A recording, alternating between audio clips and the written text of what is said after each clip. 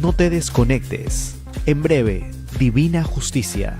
Todos los martes de 6 a 7 de la noche. Solo por Miraflores TV Digital. Una mirada diferente. Nos sigues en todas las redes sociales. Nuestro trabajo es hacerlo mejor para ti. Miraflores TV Digital. En Facebook, en Twitter, YouTube, Instagram y visita también nuestra página web www.miraflorestv.p. Descubre todo lo que tenemos para ti. Miraflores TV Digital. Miraflores TV Digital transmite en vivo todas sus emisiones. Si te perdiste alguno de ellos, no te preocupes. Este verano 2019, encuéntranos en todas las redes sociales: Facebook, YouTube, Instagram, Twitter y a través de www.miraflorestv.pe. Descubre toda la programación que no pudiste ver en directo. Verano 2019, Miraflores TV Digital. Ingresa a tu cuenta de Facebook. Búscanos como Miraflores TV Digital y entérate de todo lo que tenemos para ti.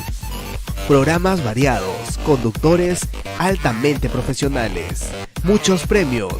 Interactúa con nosotros, comparte cada programa y recomienda Miraflores TV Digital, tu canal. No te desconectes. En breve, Divina Justicia. Todos los martes de 6 a 7 de la noche. Solo por Miraflores TV Digital. Una mirada diferente.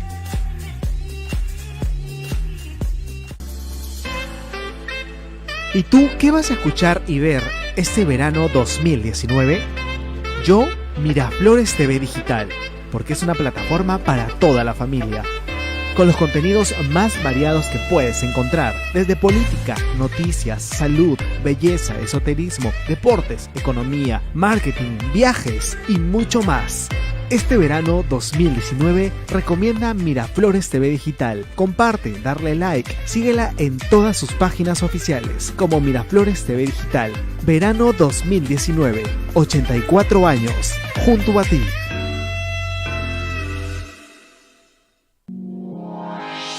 Somos tu canal digital, Miraflores TV. Tú nos respaldas, nosotros trabajamos por ti. Miraflores TV Digital, Facebook, Instagram, YouTube, Twitter y visita nuestra página web www.miraflorestv.p. Todos los temas, todas las culturas, toda la información que tú deseas escuchar, solo por Miraflores TV Digital. Y entérate de todo lo que tenemos para ti. Búscanos en todas nuestras redes sociales como Miraflores TV Digital, Facebook, Instagram, YouTube, Twitter y visita nuestra página web www.miraflorestv.p y entérate de todo lo que tenemos para ti.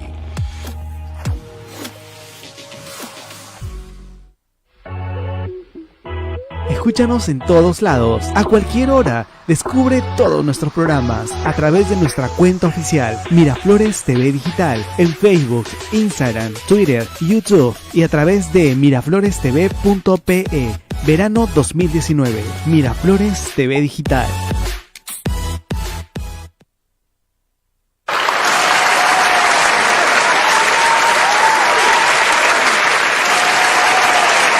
Buenas tardes, estamos en otro programa de Divina Justicia. Hoy empiezo a reemplazar a la doctora Rocío Cano Guerinoni, quien se encuentra en España haciendo una pasantía en arbitraje. Así que los acompañaré a ustedes durante la permanencia de la doctora Rocío en España. Bueno, hoy día y adicionalmente, si quieren participar con nosotros, lo pueden hacer a través del celular, el 967-231-109. En el mes, allí nos pueden mandar los mensajes que ustedes deseen, al igual que en el Facebook Miraflores TV Digital.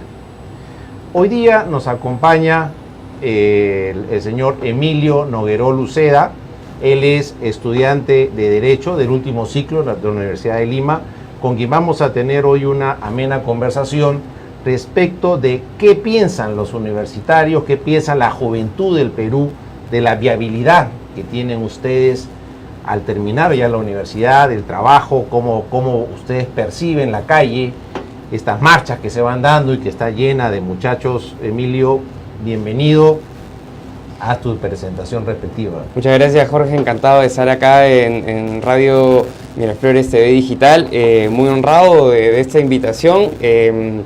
De hecho, sí, tú lo has dicho, estoy terminando la carrera de Derecho. Quise estudiar Derecho porque tengo un profundo interés por contribuir con mi país en este crecimiento del cual todos debemos formar parte, ¿no? Y de hecho, lo que yo percibo ahora en los jóvenes, entre mis amigos, entre mi círculo, en esa generación que es tan multitask, que todo el rato está llena de energía, es mucho entusiasmo. Mucho entusiasmo porque las cosas sean distintas. Pero creo que ese entusiasmo debemos canalizarlo correctamente y escuchar a las personas adecuadas para poder llevarlo a buen puerto. Pero para ti, ¿qué es una persona adecuada? ¿Quién sería una persona adecuada? Yo creo que una persona adecuada es alguien que no es radical. Creo que una persona adecuada es alguien que... una cosa con objetividad, con imparcialidad. Con objetividad, con ética, dentro del lado bueno del asunto, ¿no? Has tocado una palabra muy importante y que hoy lamentablemente está muy venida a menos. Ética. Ética personal, ética profesional. ¿Tú consideras realmente que hay ética hoy en el Congreso, por ejemplo? Es una pregunta difícil, A mí me da mucha pena porque el Congreso debiera ser la gota de sangre que uno se saca del cuerpo humano y que nos representa en su totalidad, ¿no? Sin embargo, tenemos la impresión, y creo que tiene de hecho sentido y se condice con la realidad, que el Congreso está representando lo peor del Perú. Entonces, bueno, hemos visto ejemplos clarísimos de falta de ética y además una falta de ética constante y que no es sancionada en su debido momento por factores políticos, ¿no? Eso sí es correcto contigo y comparto tu opinión, y realmente que llama mucho la atención cómo, si para ser congresista solamente se necesita, según nuestra Constitución, Claro. tener primero ser peruano de nacimiento y segundo 25 años de edad. Así es. Son los únicos dos requisitos. Y sin embargo tenemos congresistas que han falsificado documentación, estudios que no vienen al caso. Se lo demuestran. Así es. Acreditado que es falsificado. Y hasta el día de hoy siguen sentados. O sea, ese mensaje, ¿cómo lo toman ustedes, que son la fuerza que realmente es la que va a llevar adelante este país? Bueno, de hecho nos hace muy poco sentido, no tiene lógica que, como tú bien lo dices, siendo la Constitución tan de pronto abierta para recoger la representatividad del país en el Congreso, alguien tenga que falsificar estudios secundarios, ni siquiera o sea, puede ser analfabeto, y que de hecho Claro. que hemos tenido congresistas analfabetos. Y no está mal, porque de pronto parte de esta representatividad tiene que ver también con esa población que es analfabeta. Pero falsificar ya pues te va dando una idea de la calidad de persona que es, ¿no? Además, defendiendo a capa y espada tu mentira, ¿no? Ahora, mira, yo allí sí tengo una primera polémica contigo. ¿Ya? Nosotros estamos representados por 130 personas en el Congreso, que son las que van a dictar las leyes que van en el corto, en el mediano y en el largo plazo a determinar tu vida. Así es. La economía del país, tu familia, Uh-huh. ¿de acuerdo? Tu composición familiar, Sí. tu identidad, ¿de acuerdo? Yo personalmente no estoy de acuerdo de que sean analfabetos. Ya. Y explico por qué. Si van a dictar leyes económicas, hay que tener conocimiento. Si van a intervenir en la currícula estudiantil escolar, hay que tener conocimiento. Si van a normar sobre civismo, hay que tener conocimiento. Entonces, solamente esos tres, digamos, puntos que te doy. Sí, claro. Hoy, de los 130 congresistas, más de la mitad no tiene idea de ello. Así es. Entonces, y cada vez, lamentablemente, como lo percibo los últimos congresos, cada vez son peores. Cada vez vemos mayor grado de corrupción. Yo no sé si tú has percibido lo mismo o no. Claro. Entonces, algo hay que hacer. Creo que está yendo más allá del hecho de ligar el tema del analfabetismo con la falta de conocimiento. Estoy entendiendo eso. No tiene que ver, sino creo que apuntas hacia el lado de que finalmente el Congreso está lleno, analfabetos o no, de personas que no están capacitadas para la labor a la que se les ha encomendado, a la que el pueblo ha decidido otorgarles, ¿no? Sí, así es.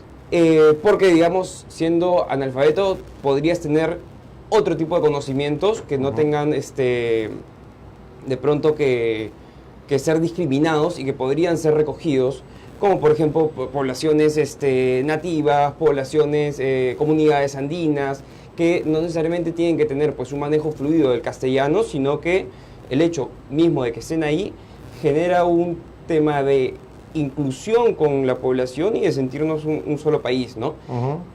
Pero entiendo a lo que vas, que es el hecho de que hay un montón de personas que no deberían estar ahí y que están ahí porque es un tremendo negocio ser congresista, lamentablemente. Bueno, ¿Ah? si, por decírtelo de una manera más simple, si en 5 años que dure el mandato congresal, por decirte de manera gráfica, en los 5 años yo voy a recibir un sueldo que va a ser, por decirte, $500,000 de soles. Y en mi campaña invierto 3 millones de soles. Claro. ¿Y esos 2,5 de dónde salen? ¿Cómo lo recupero? Del puente que vamos a construir allá, del hermanito, del hermanón, ¿no? Empezamos por ética. Claro. Empezamos por honestidad. Empezamos por educación y valores que hoy no tenemos. Y permíteme citarte y que me gustaría comentar a esta señora que escribió un articulito que ella se llama Alisa Sinovievna. Es más conocida en el mundo de las letras bajo el seudónimo de Ayn Rand y falleció en marzo del 82. ¿Ella qué mencionó? Es increíble, pero fíjate cómo se adapta a lo que tenemos.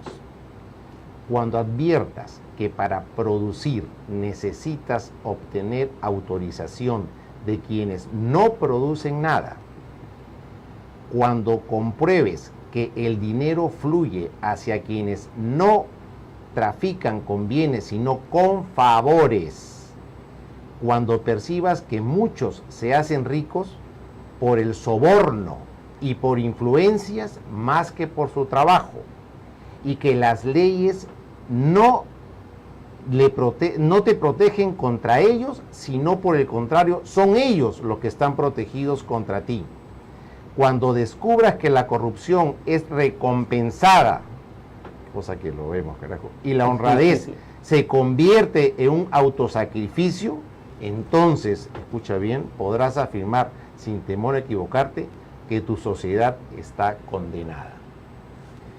Qué bien aplica esta escritora ese pensamiento a lo que vivimos hoy, o tú qué crees. Bueno, se me viene a la mente una frase de un profesor que me enseñaba en la facultad y que nos decía, siempre que salían esos temas pues mediáticos, escandalosos y poco éticos, nos decía, el Perú es un país enfermo.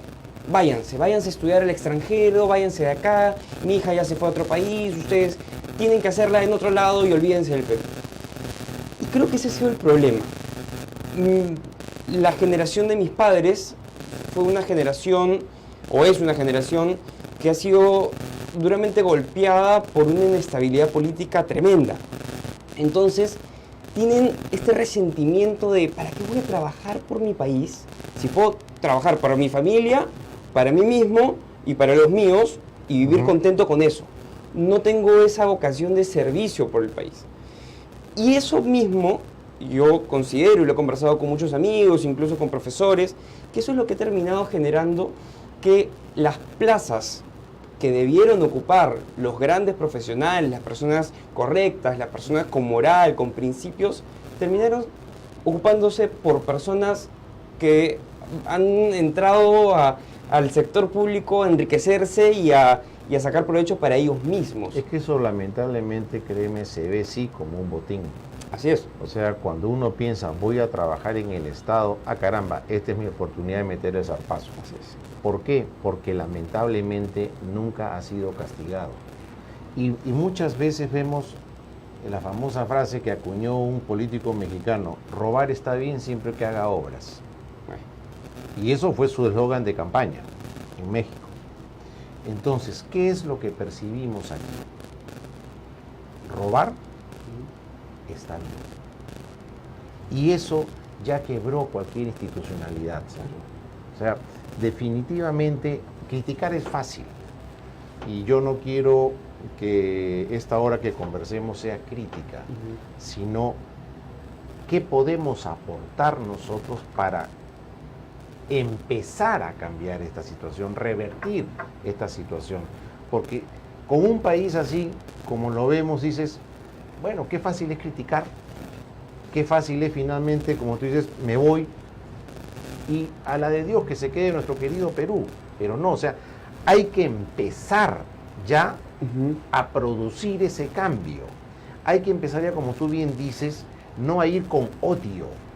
¿Por qué? Porque hoy tenemos marcados dos grupos. Y un grupo le echa fuego a uno y el otro le responde. Parece que son Lucky Luciano y Al Capone. Así es. Entonces, eso no es lo que quiere vivir el Perú. Y no nos lleva a ninguna parte. No, sí, nos lleva. Nos lleva al fracaso. Al fracaso total. Sí, naturalmente. Naturalmente. A mí se me critica mucho cuando hablo en redes, y tú sabes que uno siempre trata de dar su opinión sobre las cosas. Y cada vez que hay una de estas marchas, yo doy un comentario que no a muchos les gusta. Y les hago la pregunta, oye, ok, te vas a ir a la Plaza San Martín, ¿y de ahí qué más vas a hacer? ¿Vas a hacer un poco de bulla? ¿Vas a generar unos cuantos titulares? Esperemos que esa protesta no devaríe en otra cosa peor, en violencia. ¿Pero qué más vas a lograr con eso? ¿Qué más que hacer bulla y que mostrar tu indignación? Al día siguiente, ¿qué vas a hacer?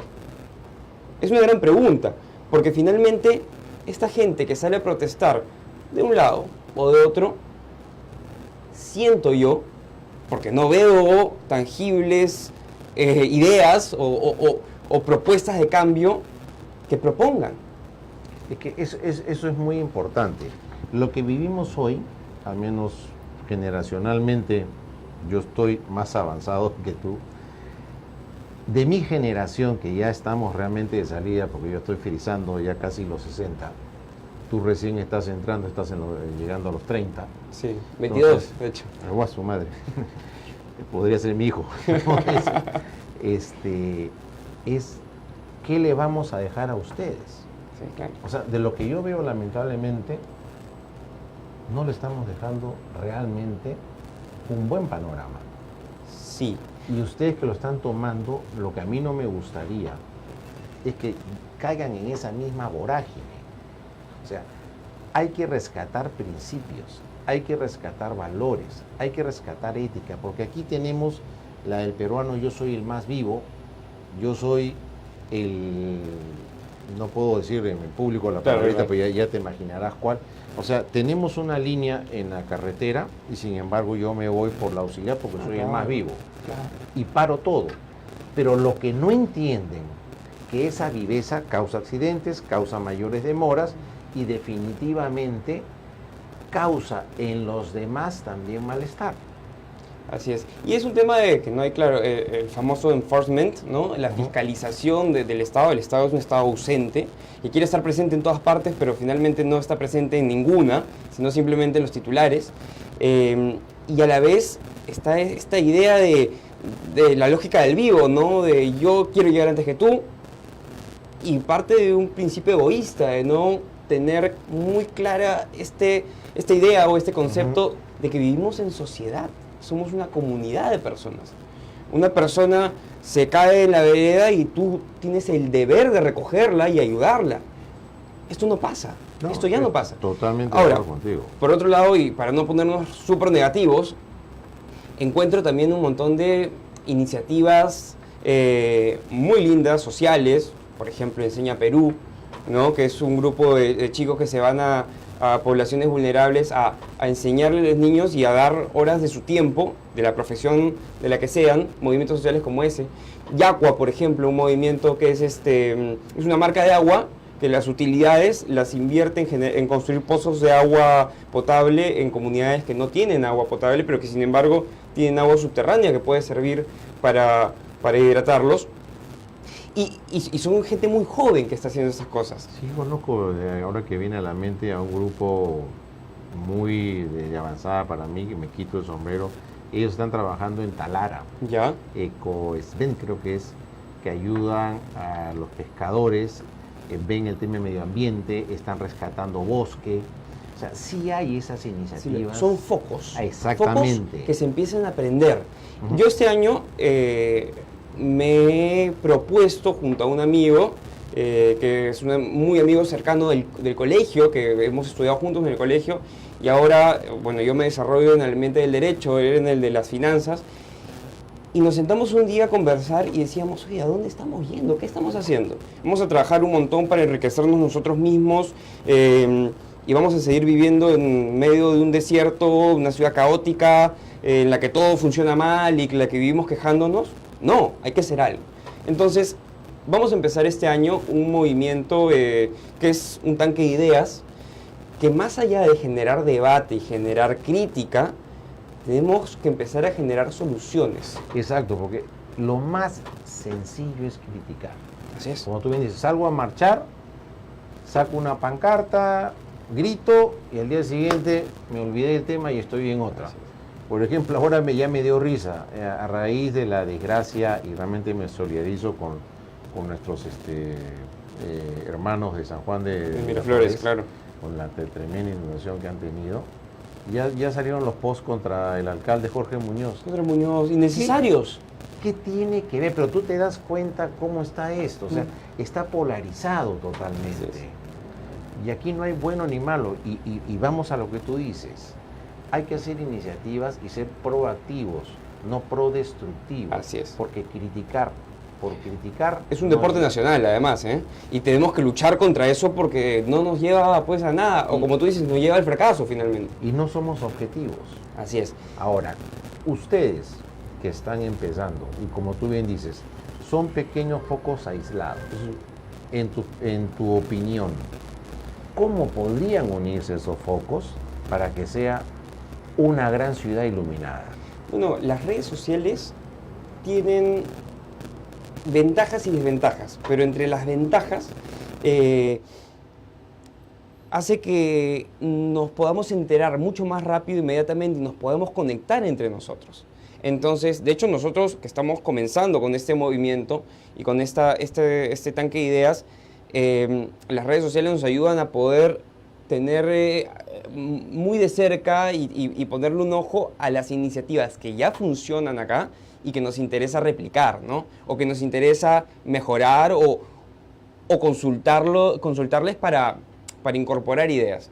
Entonces, yo creo que esta hiperconectividad nos va a ayudar a que esos pequeños focos finalmente terminen iluminando a nuestra ciudad, a nuestras comunidades, a nuestro país, ¿no? Ya las distancias son muy cortas, finalmente. Entonces, es cuestión de mirarnos entre nosotros, ¿no? Y no solamente mirarnos el ombligo. Creo que va por ahí. Eso definitivamente, y suena fácil decirlo, pero muy difícil implementarlo. Sí.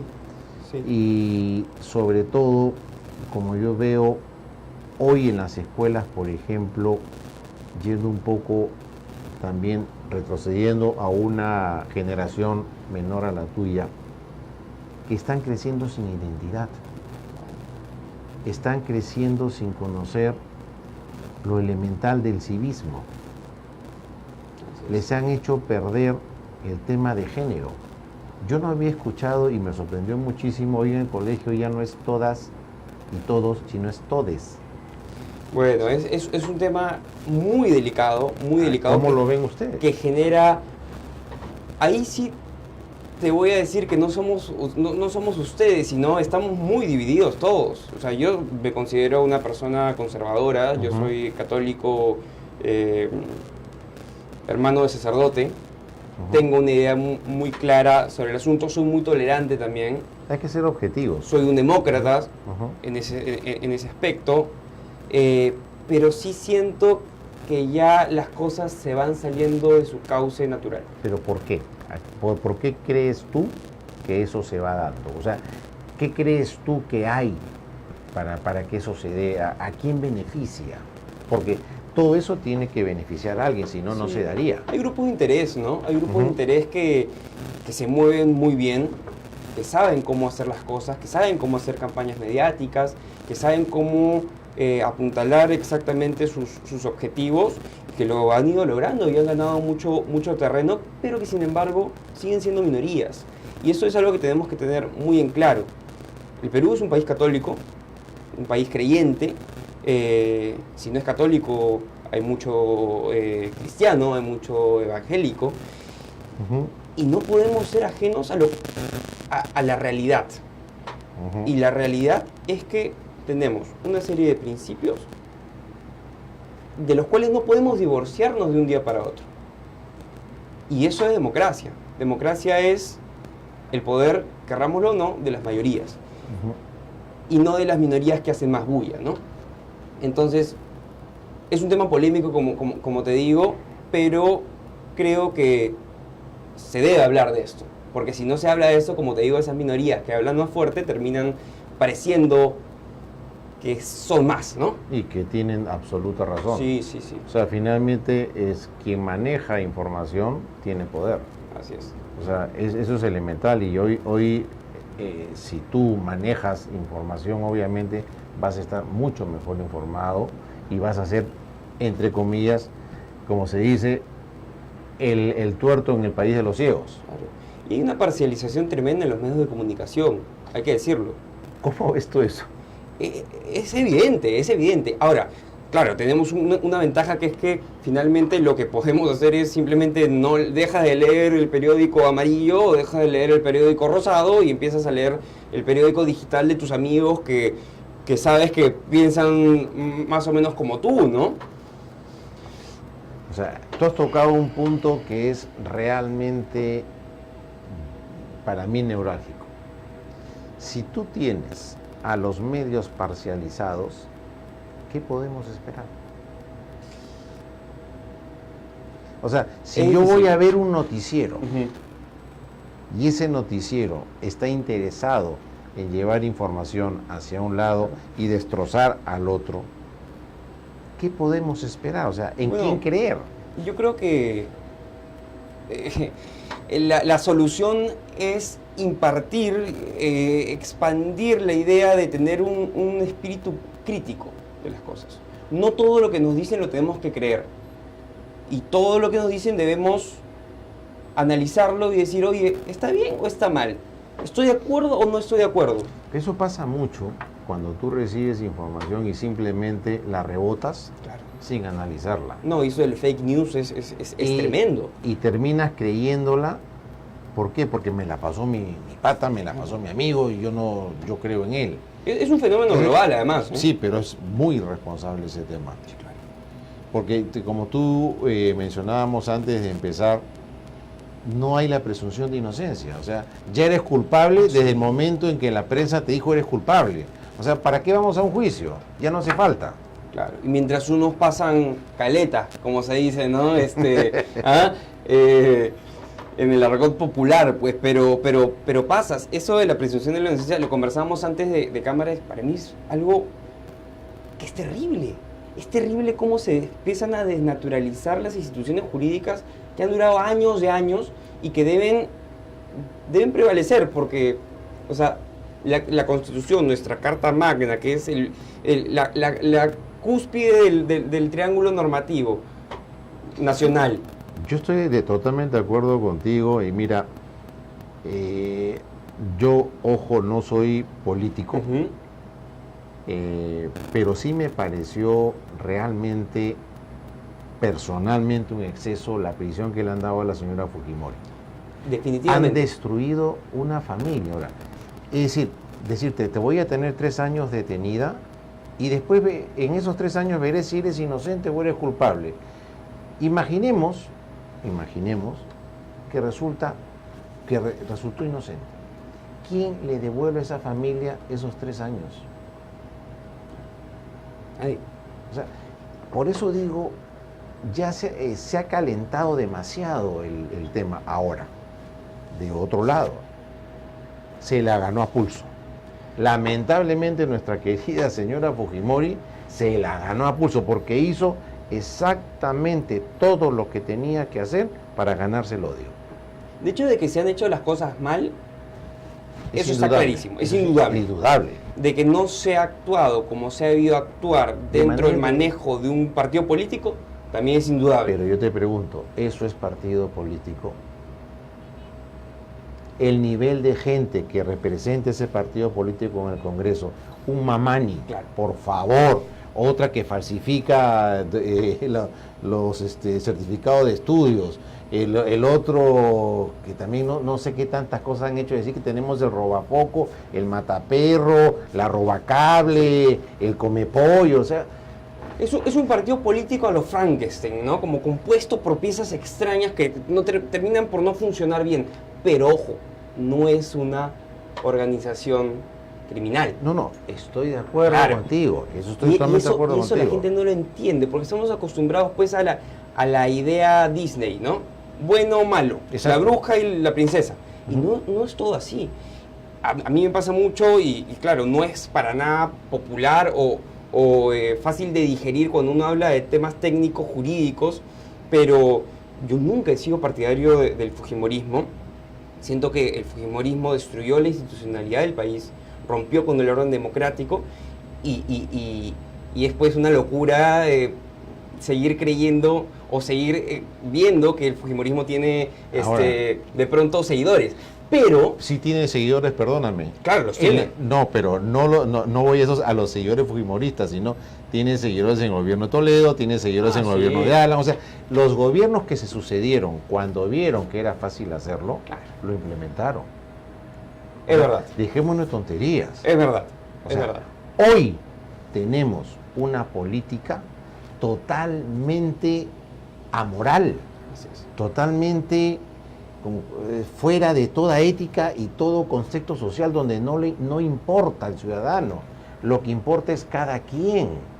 O sea, esa tubería que se ha roto, discúlpame, ¿tú has visto que realmente el gobierno se haya puesto, como quien dice, las botas y se haya metido a solucionar la cantidad de enfermedades que ya se están produciendo? Ahí van a haber brotes de epidemia. Es desagüe. No solamente es el tema de buscar la solución, eso no debió pasar. No, Como el fenómeno del niño. Es que no hay prevención. Claro. Y mira, y muchas veces también veo lo siguiente. Mi oficina está más o menos en 28 de julio con el Sanjón. Ahí se ha construido un edificio que entiendo va a ser ocupado por una gran empresa multinacional, Ya. donde antes vivían aproximadamente 40 personas en total de la cuadra. Eso va a ser ocupado por más de 3.500 personas. Donde antes tú tenías un promedio de 10, 12 carros, ya 20 carros, ahora van a entrar más de 1.000 carros. Donde antes tú tenías un desagüe de 40 personas, vas a tener un desagüe de 3.500 personas. Donde antes tenías basura de 40 personas, vas a tener basura de 3.500 personas. Naturalmente. Y a lo que voy, prevención, esos desagües de Miraflores, que no los tocan desde el año 60, ¿en qué va a terminar? Y si es que eso no ha sido corrupción, es una falta de criterio tremenda. Ya. Y es incluso negligencia. Pero voy a lo siguiente. Te piden estudio de impacto ambiental a 5.000 metros de altura para hacer una exploración minera. pero no te piden un estudio de impacto ambiental serio para levantar un monstruo de esa naturaleza donde las calles ya no se pueden ampliar más. Y ese estudio de impacto vial, O sea, que el TUPA de cada municipalidad la te contaminación sonora, Claro. la polución, el sobrepoblamiento de la zona, ¿dónde nos va a llevar todo ello? Pero es complicado desde el punto de vista administrativo, es difícil porque finalmente te exigen un estudio de impacto vial que seguramente no o sea, un técnico decente, con criterio, te diría, oye, no, imposible. Esa ciudad está saturada, no puedes construir ni 3 pisos más y estás construyendo 15 más. Y van a entrar 200 autos más, porque todo el mundo en esa ciudad cree que tiene que manejar un carro, ¿no? Porque estamos en el Dakar, ¿no? Pero vamos a lo que tú mencionaste. El aparato estatal, ¿cómo se toma? Como un botín. Así es. Y está muy, muy desorganizado. Yo trabajo, estoy practicando en un estudio y veo el tema de derecho administrativo, la relación de administrado, sea persona natural o sea una empresa, con el Estado, y es tremendo. Las cosas no funcionan. Uno tiene que ir y tocar puertas y apurar y hacer que busque los expedientes porque nada funciona. Mira, permíteme traer a colación un caso de una empresa privada, y lo digo con nombre y apellido. Movistar. Ya. Tengo una persona que tiene una oficina y tiene 6 celulares en la oficina. Un buen día recibe una llamada telefónica que le dice, le ofrezco renovación de equipos. Dijo que no. Hoy está metido en un problemón. Dice la compañía Movistar que entregó los 6 equipos. Ya. Después de 4 meses que estamos en el reclamo, no han presentado un solo documento grabado, un solo documento escrito, ni ninguna prueba que demuestre que los equipos fueron recibidos por mi cliente. ¿De acuerdo? Le han generado una facturación encima de los 6.000 soles. Le han cortado las 6 líneas y hasta hoy no hay solución. Y cada oficina de Movistar es una oficina estanco. Es decir, cobranza no se comunica con técnica no se comunica con no sé cuál. Es decir, ¿en qué estamos? Y como tú ves allí también, estos problemas que parecen sencillos de solucionar. Claro. Y eso que eso es del sector privado. Exactamente. Y debiera funcionar mejor. Y supuestamente Movistar está con lo último en tecnología de comunicación y demás, pero ni ellos mismos se comunican. Y es perfectamente demostrable. Claro. Hemos llegado a este Indecopi y vamos a ver en qué termina. Bueno, Indecopi es algo que mal que bien avanza y puede solucionarte los problemas, ¿no? Es una de las pocas instituciones que trabajan en serio y que no se estancan. Pero mira, para ir más ¿no? o menos redondeando, hasta ahora estamos criticando. Así es. A mí criticar por criticar no me gusta, porque vamos a caer en más de lo mismo. Correcto. Entonces, ¿qué ideas podemos traer a la mesa? ¿Qué ideas podemos soltar a la gente que nos escucha que podría sí servirnos para poder avanzar en esto? Bueno, a mí se me ocurre, porque las ideas siempre surgen como solución a una problemática, la problemática del tránsito. Creo que es algo que incluso en ese momento muchos están viviendo por la hora. Y es muy sencillo, es más sencillo de lo que parece. Pero tiene que ver con las decisiones de uno y no estar esperando a que la autoridad autónoma del transporte que se va a crear y que el alcalde... No, es un tema de nosotros mismos, es un tema de orden, de manejar conscientemente y como decía hace algún rato, ¿no? Pensando en que somos una comunidad y que estamos todos en una... Pero es que regresamos nuevamente a lo mismo y que hay falta de principios de autoridad. Así Ahora, es. estamos saturados de combis. Sí. Cada combi... De colectivos ahora. Colectivos, combis, y cada una es un arma mortal. Así es. Y está manejada a la de Dios y no respetan absolutamente ninguna norma de tránsito y lamentablemente nuestra querida Policía Nacional ha perdido toda autoridad. Pasan encima de ella como si nada. Para mí, desde el momento en que un policía para a un infractor y se pone a conversar con el infractor, perdió autoridad. Porque ahí solamente hay una. O estoy buscando coima, o qué. Claro, naturalmente. O porque la misma autoridad se desautoriza. Señor, acá está la papeleta y punto. Vaya usted a impugnarla judicialmente, usted lo que quiera. Pero no cabe conversación. Pero cuando el policía conversa, se pierde autoridad. Claro. 2. Se han hablado ya más de 10 años del tema de retirar las combis y cada 5 combis el equivalente, según lo que venía escuchando, un ómnibus alimentador a una red principal. Se queda en buenas intenciones. Sí. Tenemos el otro tema. Somos en Sudamérica, creo que el único país que no tiene red de trenes. Han venido N cantidad de empresas extranjeras a querer hacer el tren costero de Tumbes a Tacna, vía una concesión. Sí, una maravilla eso. Y es fácil hacerlo y solamente piden una concesión por X número de años que tiene que negociarlo el gobierno. Nosotros no somos quienes para poner cifras ni años.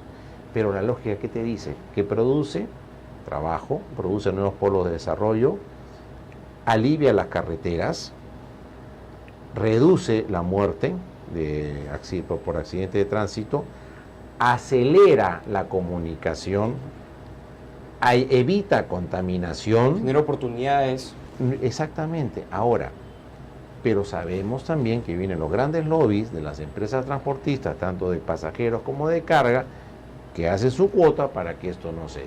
Lo que pasa es que no conviene romper con el statu quo, porque dentro de este desorden hay oportunidad para hacer negocio. Por supuesto. Entonces, mientras todavía se conciba la idea de que se puede hacer negocio en un país tan caótico como este, no vamos a avanzar a ninguna parte. Río revuelto. O sea, mientras esto se mantenga, obviamente que voy a sacar la mía. Claro, claro. Pero más allá del tema de esperar algo del Estado para poder solucionar con estos problemas, yo iba por un lado de qué podemos hacer nosotros, ¿no? O ciudadanos de a pie, o conductores, o usuarios del transporte público, y es empezar a hablar del tema, empezar a tomar acción, ser prudentes, y lo que te comentaba, y quiero ser reincidente en esto, el hecho de que no vivimos solos, vivimos en comunidad. Entonces, si una persona está esperando para entrar a una vía, y han pasado 5 carros y no le han dado pase, tú tienes el poder de darle pase y vas a desatorar un poco el asunto. Entonces, si cada uno de nosotros que estamos metidos en la Javier Prado tomamos decisiones conscientes, decisiones en función a la colectividad y no a que nosotros estamos apurados porque no llegamos a la universidad, o porque no llegamos a la casa de la novia, o porque no llegamos al chifa con los amigos, vamos a poder aliviar un poco más el asunto. Pero hay un tema de egoísmo de, no, yo entro primero, no, tú quédate atrás, y irracional además, completamente irracional. Totalmente de acuerdo contigo, y como mencionaba la semana pasada, que tuve oportunidad de estar en el aeropuerto un día domingo, veo gran despliegue de policías, y llegaba un congresista que es de Puno, no me acuerdo ahorita el nombre, que ya tiene como 3 o 4 periodos en el Congreso, el más antiguo. Ya. Y yo le digo al policía, discúlpeme, ¿y por qué? Es que él es el congresista. Le digo, señor, y yo soy el ciudadano que ha elegido y le paga el sueldo a ese congresista. ¿Por qué él tiene más privilegios que yo? Y no tiene por qué tenerlo, claro. No debería tenerlo, pero sin embargo, acá estamos al revés. En vez de servir al pueblo, que es la función de ese señor que ha sido electo, se sirve del pueblo para su propio beneficio. Y los demás, friéguense, porque yo soy congresista. Para mí no debería existir la inmunidad parlamentaria. O sea, ¿qué miedo tengo? Bueno, que vengan las denuncias, demuéstrenme después que hice mal. Pero, por ejemplo, con este señor Mamani, o con la señora esta que falsifica, no va a pasar nada, ni pasa nada.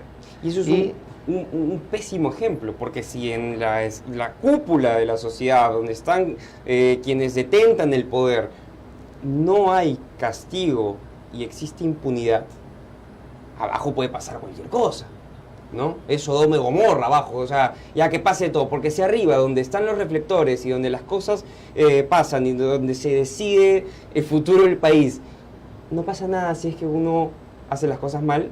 Abajo peor. Abajo yo mato a la esposa, abajo yo atropello al cambista, o sea...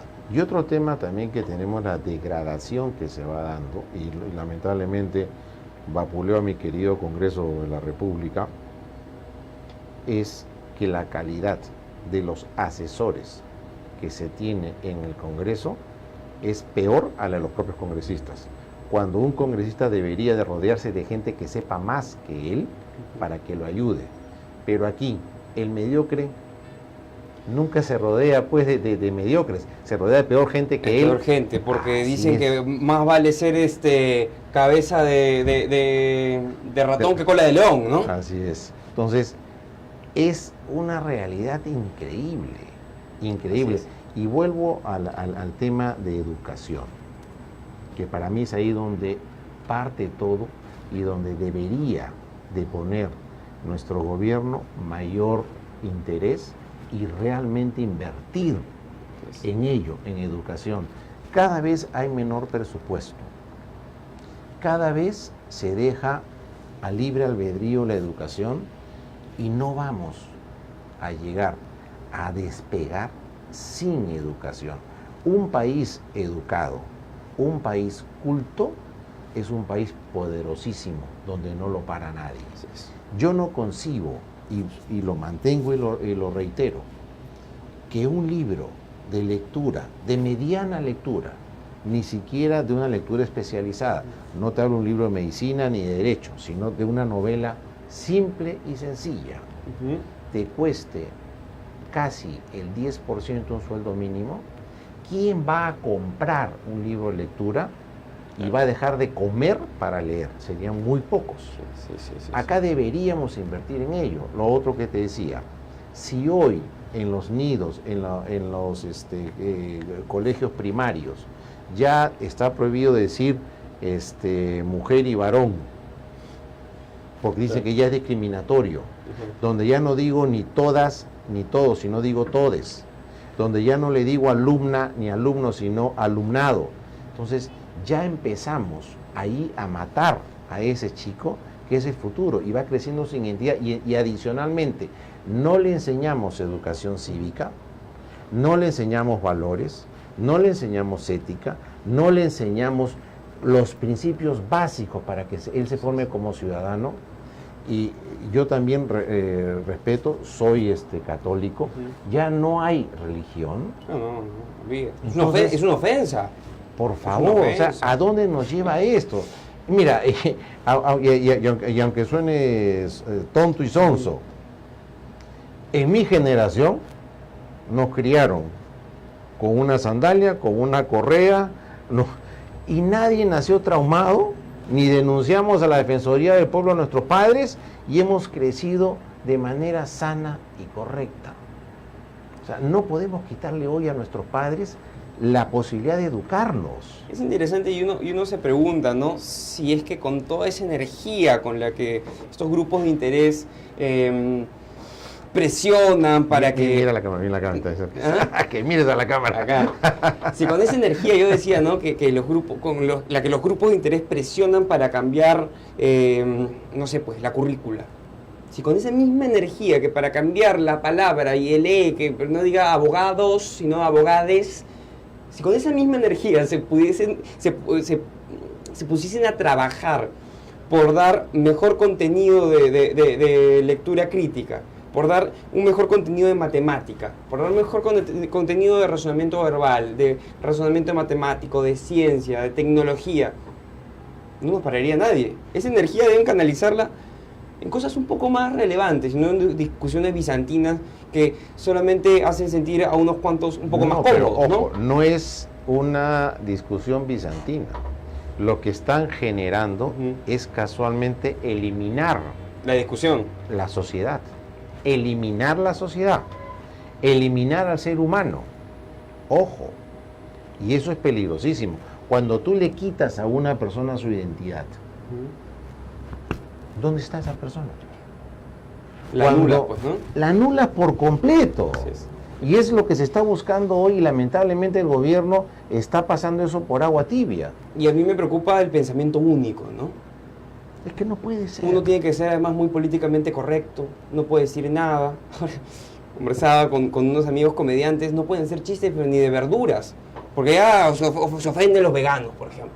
Mira, y voy un poco más allá. Yo no entiendo hasta hoy cómo no hay censura a los programas estos, de Esto es Guerra o como se llame, porque sí te digo, con todo respeto, qué porquería de programa. O sea, ¿en qué aporta a la sociedad ese programa? ¿Qué cultura enseña a los niñitos? ¿A que salgan calatas? ¿A que salgan calatos? ¿A que se jueguen en que esta va con este, después se mete con este y se mete con el otro? ¿Dónde están los valores? ¿Dónde está la familia? Y encima les hacen preguntas de primero y primaria y no las pueden contestar. Sí, pues. Después, los programas cómicos, ¿qué te enseñan? Que pegarle a una mujer está bien, que humillar a una persona es chistosísimo y qué bueno que es, que decir lisuras es lo mejor que hay, que humillar también a la persona es chistoso. Entonces, ve tú la degradación que se va dando.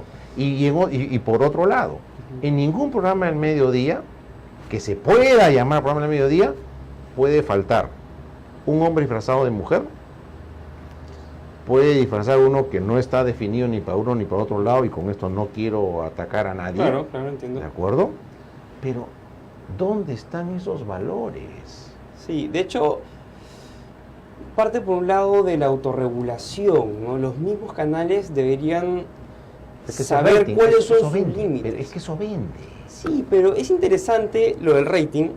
Yo he seguido muy de cerca el tema de la televisión, he trabajado algún tiempo en tele, entonces me he desarrollado en ese ambiente y he podido ver desde dentro cómo funcionan las cosas. A ver, explícalo para que te vean que nadie te ve.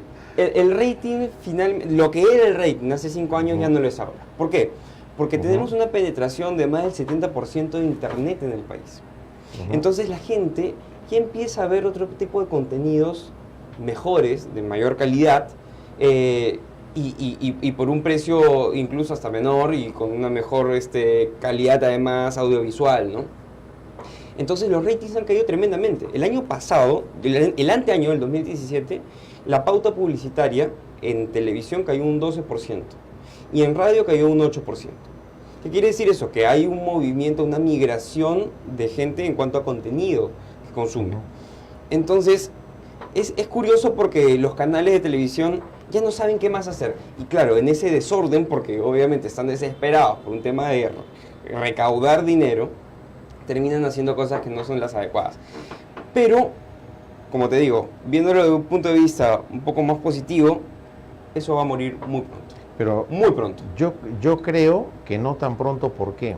Por lo mismo, por la educación que se da. O sea, si tú no recibes una educación cívica, no te identificas con absolutamente nada, ese es el resultado. O sea, eso es lo bonito. O sea, al ser humano lo convierto en nada. Sí. Y yo hago con el ser humano el pelele que los que en el momento los que tienen en ese momento el poder quieren hacer con ese pelele. Lamentablemente eso es lo que se está dando. Entonces, si no hay educación, ¿en qué estamos? Y por otro lado, la educación no debería ser elitista. De ninguna manera debería ser elitista. Y acá la educación lamentablemente es elitista. Y no puede ser el privilegio de unos pocos. Así es. Y eso también tendríamos que ver. Sí, de hecho, como te decía, ¿no? Hay iniciativas, hay propuestas que todavía se manejan a una escala muy pequeña, pero que a mí me dan mucha satisfacción porque sé que se está logrando cosas, como te digo, poco a poco y que finalmente van a tener un impacto mayor en la sociedad, ¿no? Yo veo las cosas con optimismo. Y veo que nuestro país, como te decía al inicio de la entrevista, tiene una generación fuerte que tiene mucho entusiasmo porque las cosas no sigan como están. Y sí, es un país enfermo, pero es un país que puede ser curado. Es que no podemos quedarnos en el punto que estamos fregados y no va más. Al contrario, hay que levantarse, hay que decir, hasta aquí llego yo y empiezo a trabajar. Y yo quiero hacer un llamado a quienes nos escuchan. Más bien para ir cerrando el programa, que ya me están mirando mal, más bien vayamos cerrando ya para de hecho, quiero hacer un llamado ahí tienes la cámara. A la gente de mi edad, gente que está terminando la universidad, gente que está entrando a la universidad, gente que está de pronto despertando de esa... letargo. De ese letargo, de esa fiesta continua que es ser joven y ser chibolo y divertirse, y que empieza ya a considerar que tiene que ser algo mayor, no solamente por uno mismo, sino por el país en donde vive, el país al que le debe tanto. Entonces, si nos quejamos continuamente de la gente que está en el poder, creo que la solución y la respuesta a ello es empezar a pensar en ocupar esos lugares. Entonces, no necesariamente todos vamos a estar pues, en el Estado, naturalmente. Hay gente que se va a desarrollar en el ambiente privado. Pero hay que empezar a tener un interés mayor por lo que pasa en nuestro país. Y no solo quejarnos, sino plantear propuestas. Hay muchos mecanismos para hacer llegar nuestra voz hacia quienes toman las decisiones. Debemos ser un poco más como, por ejemplo, Estados Unidos, que tiene a sus representantes y tú le puedes tocar la puerta a tu congresista y decirle, oye, necesito esto. Háblalo, porque tú tienes el deber de hablar por mí y yo tengo el derecho de hacerte hablar por mí. Esa es la voz. Entonces, hay que entender que vivimos en un país, que es solo uno, que vivimos en una democracia que nos permite poder levantarnos y opinar. Y además es un país lleno de oportunidades, es un país hermoso, un país en el que uno puede desarrollarse económicamente, culturalmente, uno puede ser grande acá, uno tiene todas las posibilidades para ser feliz acá, pero no vamos a ser felices en tanto no trabajemos conjuntamente. Yo creo que esa es la idea, vivir en sociedad. Perfecto, Emilio, mira, muy interesante tus planteamientos. Lo que sí noto es que tú crees en nuestro Perú, sí, crees que esto sí tiene salida, pero que definitivamente hay que trabajar esa salida, no hay que ser conformista. Crees en los valores, que es lo fundamental, y sobre todo, crees que el Perú merece realmente ocupar un mejor lugar al que tenemos hoy. No hay duda. No hay duda, pero el Perú tiene una riqueza enorme, no solamente la riqueza de su gente, sino una riqueza natural, paisajística, turística, mineral, y además una riqueza de tradiciones que no debemos desconocer o que no debemos dejar de lado, ¿no? Porque es lo que nos construye, lo que nos hace únicos dentro de este mundo que está tan globalizado y en el cual ya todos queremos ser completamente iguales, y esa no es la idea, ¿no? La idea es brillar por nuestra diferencia. Perfecto, Emilio. Mira, te agradezco que hayas venido a conversar con nosotros. Espero que no sea la primera y la última. No, encantado. Cuando tú me lo digas, yo voy a estar acá acompañando. Me gustaría que rescates lo que comentabas al comienzo del programa, estos pequeños focos que se pueden ir armando y ver cómo unir esos esfuerzos, porque esfuerzos aislados finalmente no llevan a nada y termina más bien por desaparecer. La unión hace la fuerza. Así es. Y tenemos que también ser muy claros que sin educación, si no invertimos en educación, realmente no vamos a crecer, y la educación tiene que dejar de ser elitista. Tenemos que tener programas con contenido cultural, no con esas realmente que no innombrables, claro, que no llevan absolutamente a nada, y más bien estupidizan a la gente, claro, correcto, porque no le aportan nada bueno. Y finalmente, ustedes van a ser los que van a llevar este Perú en los siguientes 10 años. Y de ustedes depende. Y si hoy no se dan cuenta que necesitamos ese cambio para que esto cambie, valga la redundancia, vamos al precipicio. Así es. Yo les agradezco la paciencia que nos han tenido de escucharnos, muchísimas gracias, y el próximo día martes estamos nuevamente reemplazando a la doctora Rocío Cano Guerinoni, que se encuentra en España siguiendo una pasantía en arbitraje. Muy buenas noches, hasta el próximo martes.